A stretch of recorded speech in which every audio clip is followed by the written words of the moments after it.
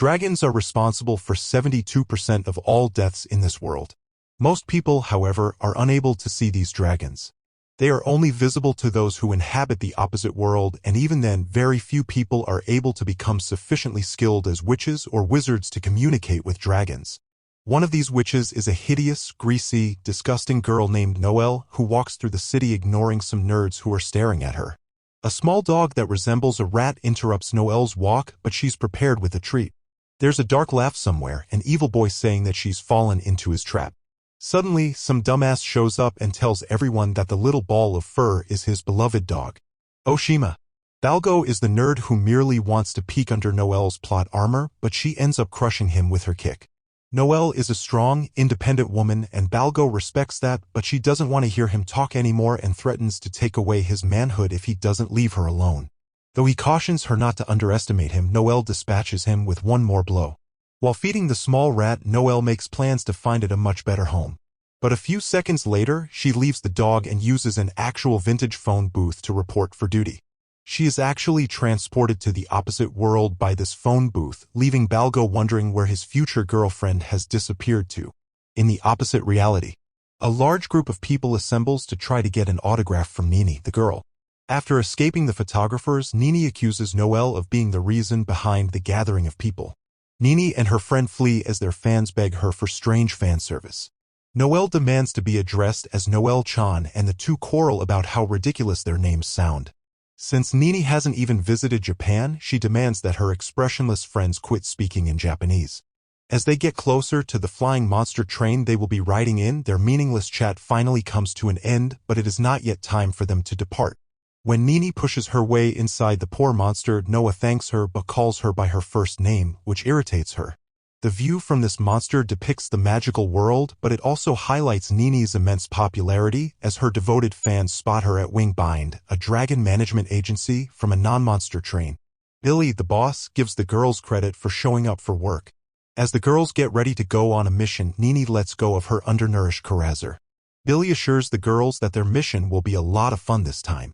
However, Nini is incensed because he says that all the time. But he's never in the right. Noelle tells Nini to stop talking because her arguments will not make a difference, her eyes lifeless. The girls make the decision to simply get on their anorexic Pokemon-looking things and take off to complete the mission and gain some work experience. In the real world, Balgo's only memory is of Noelle vanishing. Though he comes across as very dramatic, his true feelings are frustration that he was unable to see past her protective storyline. Selby, the nerd's friend, informs him that the reverse world is only a fantasy. So Balgo attacks him with his vicious guard dog. Selby gives Osashi some advice because he's more hopeless than Balgo's chances with Noelle. Selby tells them to make friends with her instead of lusting after her so much. Balgo believes that this betrayer is after Noelle for himself.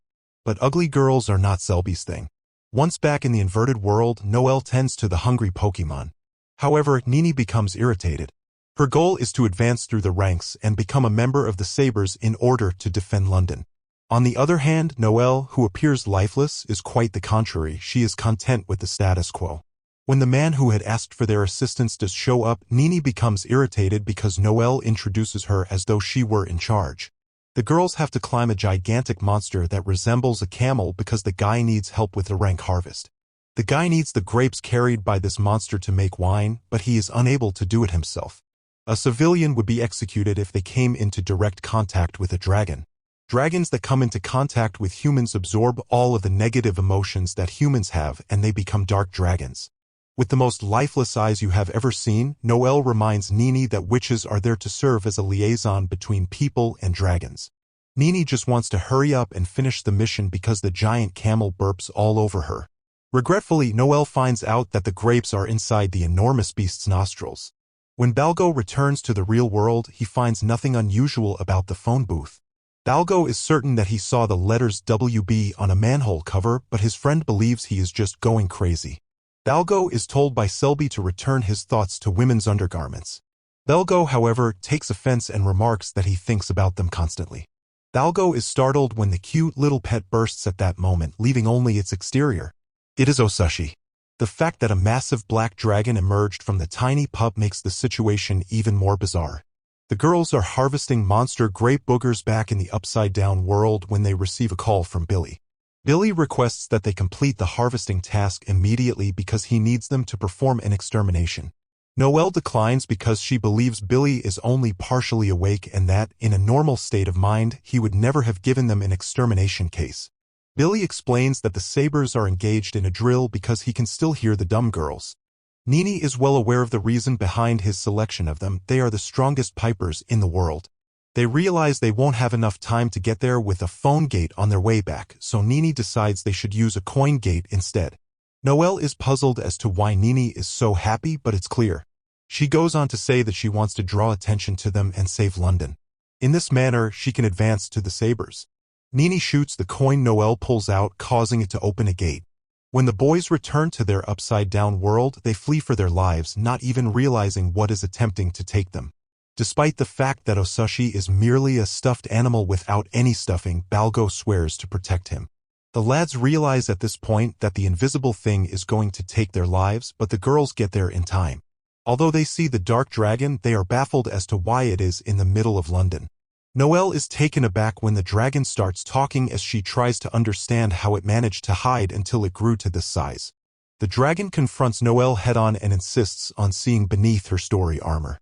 Noelle demands that Balgo emerge since she can tell right away that those are his words. When Balgo realizes that his future bride is somehow flying, she is enraged. She says you could get a 100-year sentence or, worse, the death penalty if you come into contact with a dragon. Balgo doesn't seem to be thinking because she completely ignores her warning. He finds it hard to comprehend her anger and finds her irate expression to be very endearing. When Nini makes fun of the boy with her friend, Noelle decides she will follow the law and take the boy's life because she doesn't like jokes. When the girls notice Osashi's furry lump, Noelle explains that it's actually Balgo's puppy, which he loved very much. Nini concludes that there has to be a disguise for this dark dragon. A dragon that transforms into the corpse it is disguised as. Balgo tries really hard to win Noelle over, but even after Osashi's recent death, his friend finds him to be incredibly carefree. Despite this, Balgo maintains that the little ball of fur is still alive, albeit a little less mobile. Balgo is just shocked that his friend can actually see the invisible thing, even though Selby points out that the dragon actually chewed Osashi up from the inside. After dropping off a dragon for Noelle, Nini dashes off to keep the boys safe. When Noelle closely examines her device, she discovers that there is another dragon. But it's too late. Once Nini reaches the guys, a dragon appears from Selby's corpse, completely obliterating Nini. Monster-level Osashi stops Noelle from running to her friend. Balgo can't even see his once close friend, which irritates Selby since his plan to eat them all has been foiled. But since Balgo only wants to eat a witch in order to become immortal, Selby orders him to flee. Nini tries to explain that he's just talking about a myth as she fires her weapon at it. Noelle shows up in time to save Nini, but Selby wants to learn for himself. While apologizing for being late, Noelle says that she had to tend to the monster Osashi, who was requesting to see her delicates. Then Noelle discloses that when Balgo and Selby were 7 years old, they nearly got hit by a train. In an attempt to shield Balgo, Selby suffered serious injuries.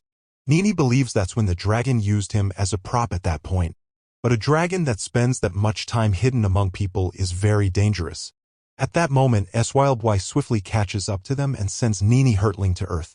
Noelle is struck immediately after Nini is thrown by Balgo, but she becomes very irritated when he asks whether she is okay, even though it is obvious that she is not. Nini believes he ought to have left long ago, but Balgo clarifies that he was unable to just up and leave someone. When Monster Selby shows up, he tells Balgo to move aside so he can consume Nini. Balgo is frightened by the dragon's mere presence even though he cannot see it. Selby says he will be ready to let Noelle go once he consumes Nini and becomes immortal. As Selby launches his attack, Nini is at her lowest, but she is taken aback to discover that Balgo shielded her. Balgo is in excruciating pain and screams in anguish, but when he finally sees Monster Selby, he is taken aback. Balgo becomes excited at the mention of Noelle, despite Nini reminding him that his primary mission is to save his beloved. The conceited monarch simply cannot stop gushing about Noelle, but Nini interrupts him by pointing out that he is bleeding profusely. Although Selby wants Balgo to give up, the little nerd emerges as a hero. Balgo says that Selby is the one he truly won't leave behind as he declines. The real Selby died when he was 7 years old, Monster Selby tries to explain. All he did was dress up as Selby and pretend to be him the whole time. Balgo notes that since this dragon has been Selby for 10 years, it has been Selby for a significantly longer period of time than the real Selby. He won't give up on this fake Selby because he's always thought of him as his best friend. As it becomes evident that Balgo is not understanding what the dragon is trying to tell him, Selby concludes that he must also take his own life. Fortunately, Noelle shows up out of nowhere and quickly destroys Selby to demonstrate that she is the strongest character in this anime. When Balgo's queen calls out to him, he is startled, and even more so when she describes what he did as being rather cool. Even though Dragon Selby is in severe pain, he takes to the skies and launches one final assault attempt. Surprisingly, Noelle chooses to acknowledge Balgo's emotions. A victory for pricks worldwide, and she readies her weapon. Selby is blasted into a million pieces by her attack, Absolute Dragon Shatter. Balgo is amazed by his queen, but he's a little taken aback to learn that his friend was just detonated. He assumed that Selby would be saved at some point in the narrative, but Nini clarifies that they are witches. Their task of getting rid of dragons is completed. Returned to headquarters, Nini is enraged over something. Billy tells us that Balgo spent 10 years communicating with a dragon. In addition, Selby recently bit him, transforming him into a creature known as a dragonclad. Nini is still enraged and believes that he ought to receive the death penalty in any case. Billy tells them that they have to keep Balgo there because dragonclads are basically dragons. But Billy intends to defer that duty to the girls, and he merely wishes them luck. Remarkably, Osashi is still alive and appears to be partially dragon. Nevertheless, Balgo tries to clarify that he has no idea how Osashi learned those words because he still wants to poke his head under Noelle's narrative armor. Later on, after feeding her strange little plants, Noelle saves the paper from starvation. Monbago is also present, and he exclaims about how cute Osashi is. When Noelle asks him to take Nini's call, he discovers that she is enraged. Even though Nini believes she did most of the work, Noelle made headlines once more, but she didn't. Balgo is fortunate to be spared Nini's wrath when they divert their focus to a message that Billy has left. Since it's Saturday, Noelle declines his offer of employment, but he later discloses that the position is worth 5 times as much in points. I appreciate you viewing my synopsis. Please subscribe and like the video.